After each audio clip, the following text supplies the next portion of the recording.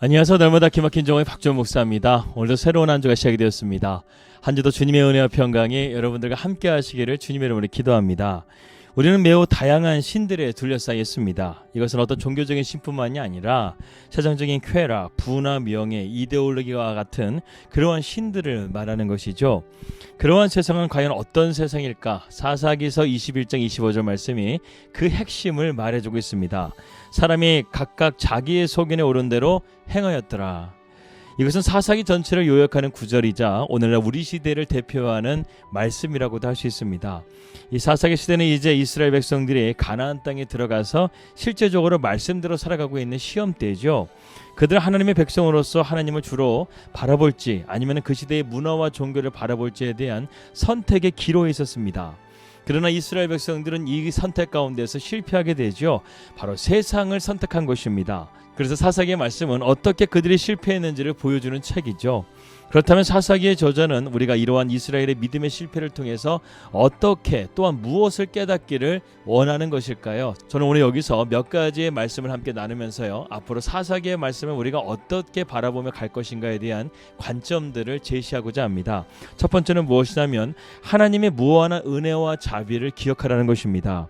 하나님께서는 은혜를 받을 자격이 없고 은혜를 구하지도 않고 또 은혜를 받은 이후에도 감사할 줄 모르는 이스라엘 백성들에게 어떻게 대하십니까? 끊임없이 그들에게 은혜를 베풀어 주시는 것을 우리는 보게 됩니다. 여러분, 사사기는요, 영웅들의 이야기가 아니에요. 여러 사사들이 나오지만 그들 또한 특별한 능력이 있어서가 아니라 평범한 그들을 하나님께서 부르셔서 그들을 비범하게 사용하신 것이었다는 겁니다. 그렇기 때문에 사사기에서의 진정한 영웅은 바로 하나님이라고 할 수 있습니다.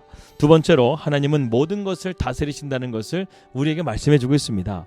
하나님은 우리의 삶의 일부분뿐만 아니라 모든 영역에서 우리를 다스리고 있죠.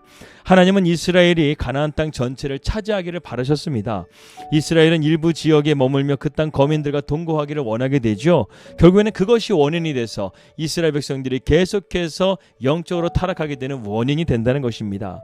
다시 말해서 그들은요, 하나님을 온전하게 거절하지도 않았고 온전하게 받아들이지도 않았다는 것입니다. 이러한 신앙은요, 위험한 거예요. 그리스도인으로서 중립은 없습니다.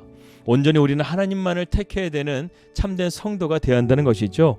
그런데 사사기는요, 세상의 문제를 놓고 하나님과 다른 우상들을 저울질했다는 것입니다.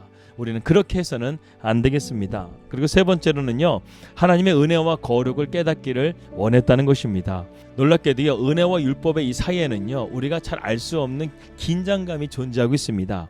사사기의 모습처럼 보이는 것 같은데 하나는 하나님께서 순종을 요구하신과 동시에 하나님께서는 이스라엘 백성들을 향해서 내가 헌신하고 충실하겠다고 말씀하신다는 것이죠.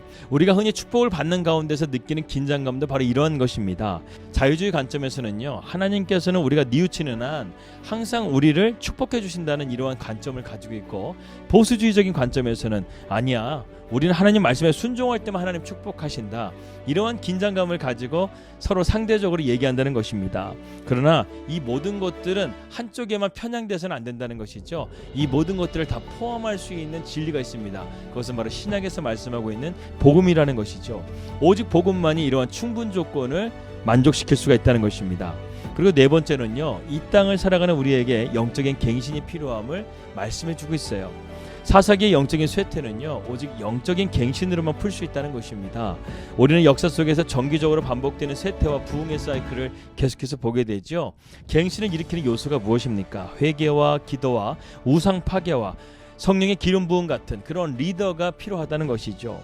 올바른 통치자 아래 있게 되면 히스기야와 요시야와 같이 나라가 다시 한번 영적으로 갱신되어지고 새롭게 되고 부흥하고 발전하게 되지만, 잘못된 지도자를 만나게 되면 마치 아합과 같이 하나님의 백성을 괴롭게 하는 그러한 지도자가 될 수밖에 없다는 것입니다. 다섯 번째로, 사사기에서 우리가 배울 수 있는 교훈은요, 우리에게는 참된 구원자가 필요하다는 것입니다.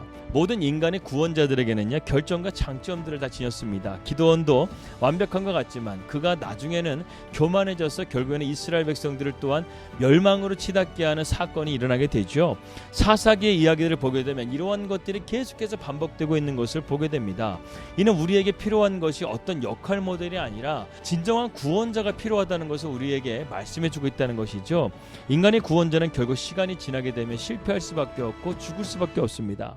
하지만 참된 구원자는요, 이러한 모든 것들을 뛰어넘는 존재라는 것이죠. 즉 우리의 참된 구원자이신 하나님을 바라보게 되면 우리는 진정한 구원을 얻게 된다는 것입니다. 우리는 앞으로 사사기의 이런 특징들을 한 장 한 장 살펴보면서 하나님의 말씀을 다루려고 합니다. 오늘 이 시대와 너무나 비슷한 사사기의 말씀을 통해서 세상을 살아가는 참된 지혜들을 우리가 말씀을 통해서 깨달을 수 있기를 주님의 이름으로 기도합니다. 기도하겠습니다. 하나님 아버지 감사합니다. 오늘부터 우리가 사사기의 말씀을 함께 나누려고 합니다. 날마다 우리가 사사기의 말씀을 통해서 이 시대 가운데 우리가 다른 것을 선택하지 않고 온전히 하나님만을 선택하고 하나님만을 붙들고 믿음으로 나아갈 수 있는 우리 날마다 기막힌 종의 식구들 될 수 있도록 인도하여 주시옵소서. 예수님의 이름으로 기도하였습니다. 아멘. 오늘부터 시작되는 사사기의 말씀을 통해서 우리의 영적인 믿음이 더욱더 성장할 수 있기를 바랍니다. 평안하게 되시고요. 저는 내일 뵙도록 하겠습니다. 우리 믿음으로 승리합시다. 할렐루야.